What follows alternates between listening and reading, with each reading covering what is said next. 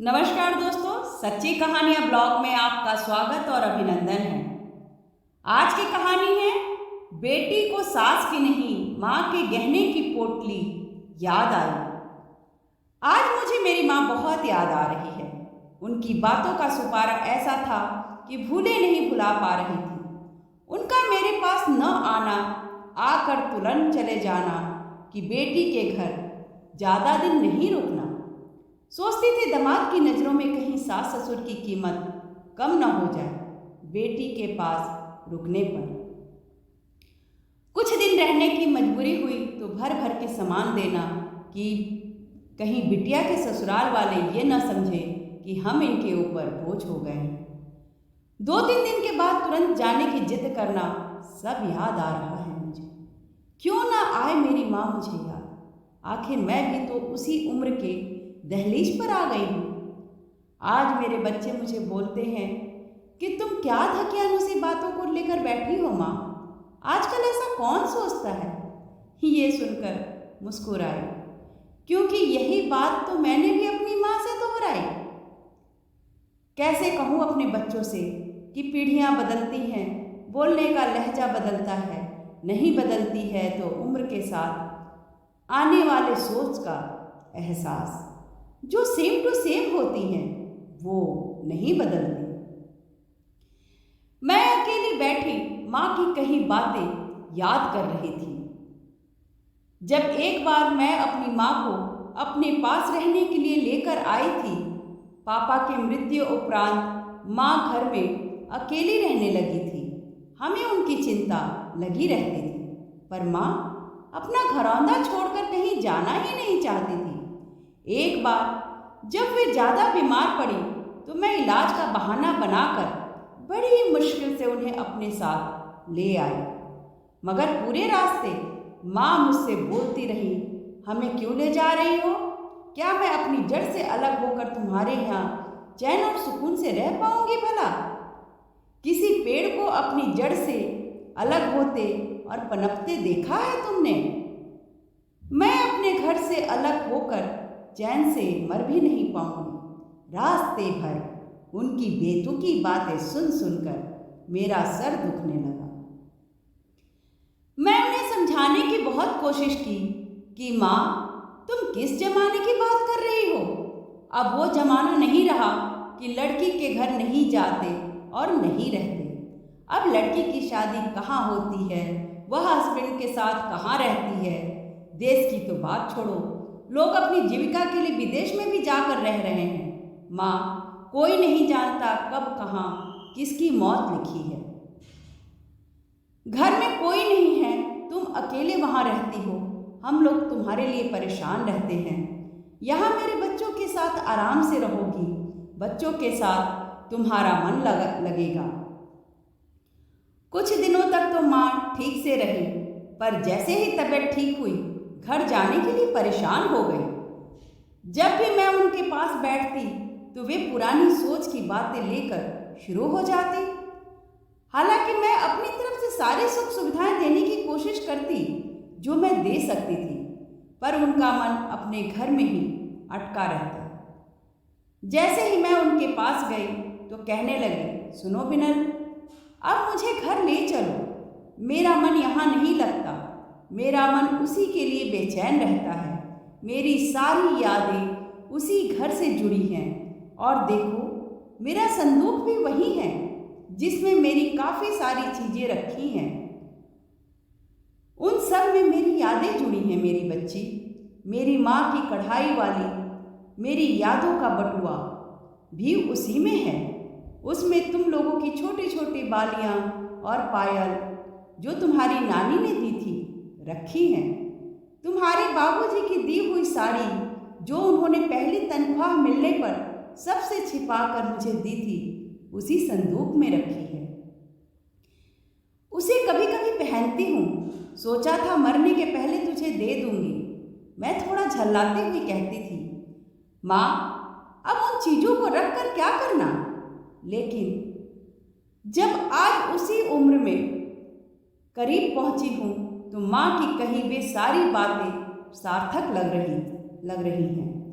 आज जब मायके से मिला पलंग किसी को देने या हटाने की बात होती है तो मन अंदर से दुखी हो जाती हूँ, क्योंकि वास्तव में मैं उन चीज़ों से अलग नहीं होना चाहती।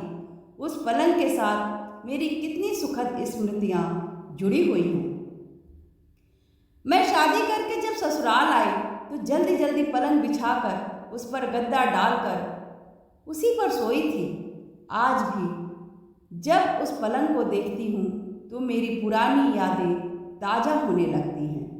मैं फिर से वही 17-18 साल की लड़की बन जाती हूँ। लगता है अभी अभी डोली से उतरी हूँ। लाल रंग की साड़ी में लिपटी सिकुड़ी संकुचाई हुई पलंग पे बैठी हूँ। छोटी सी खिड़की से चांदनी रात को निहार रही हूँ। चांद पूरे शबाब पे है और मैं कमरे में पलंग पर बैठी चांदनी रात का मजा ले रही हूँ।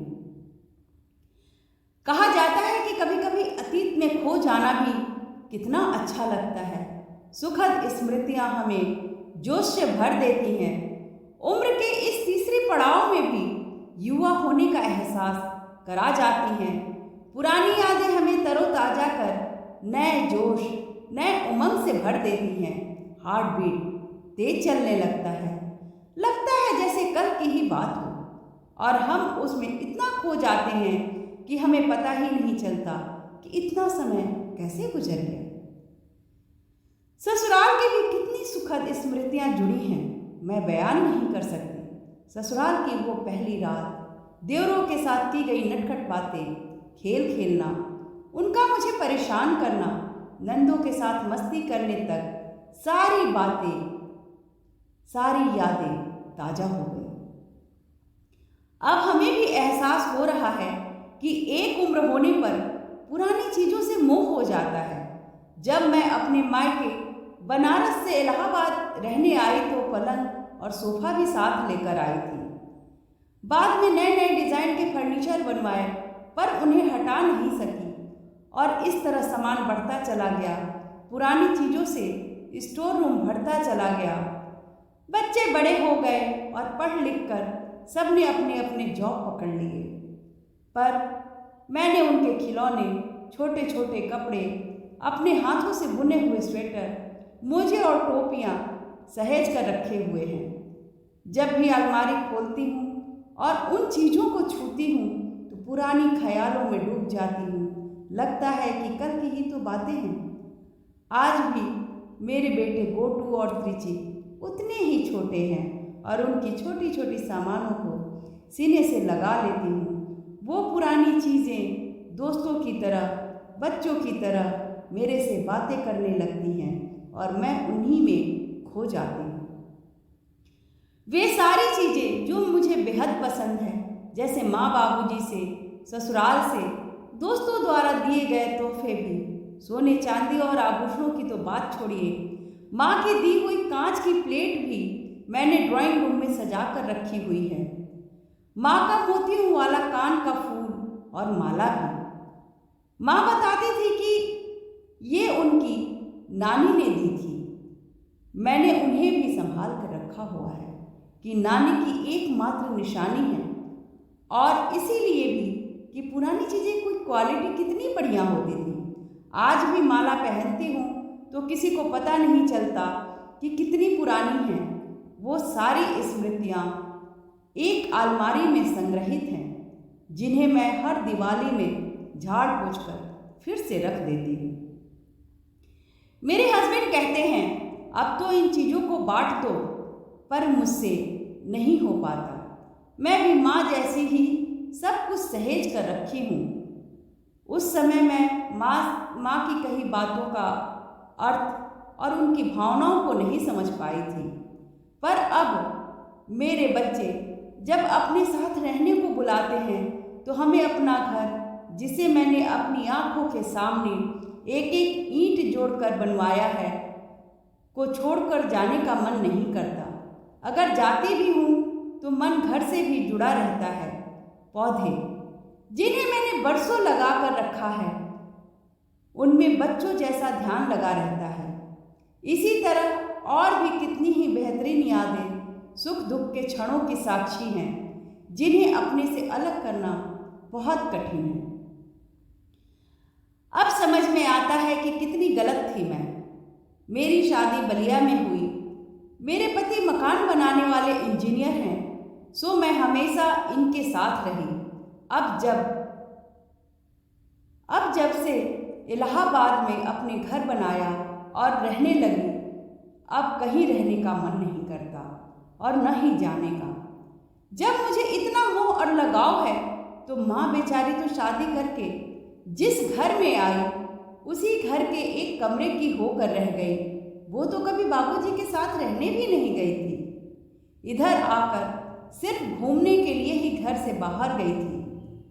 पहले लोग बेटी के यहाँ भी कहाँ जाते थे, सो वे भी कभी मेरे यहाँ नहीं आई थी। घर से बाहर पहली बार रह रही थी, ऐसे में उनका मन कैसे लगता। आज उन सारी बातों को सोचकर दुख हो रहा है कि मैं माँ की भावनाओं की कद्र नहीं कर पाई। क्षमा करना माँ, मुझे कुछ बातें एक उम्र के बाद ही समझ में आती हैं। हे गाइस, आप सबके साथ ऐसा होता होगा। आप भी अपनी माँ को पुराने ज़माने की बात करने वाली समझते होंगे। प्लीज़ आप सबसे मेरा अनुरोध है कि आप उनको समझें, नहीं तो जब हम उन्हें महसूस करेंगे तब तक वो हम सबसे दूर जा चुकी होंगी। कुछ दिन पूर्व मेरी एक दोस्त का फ़ोन आया। वह बोल रही थी, बिनल, मैं अपनी माँ की सेवा न कर सकी और न ही उनको अपने पास रख सकी।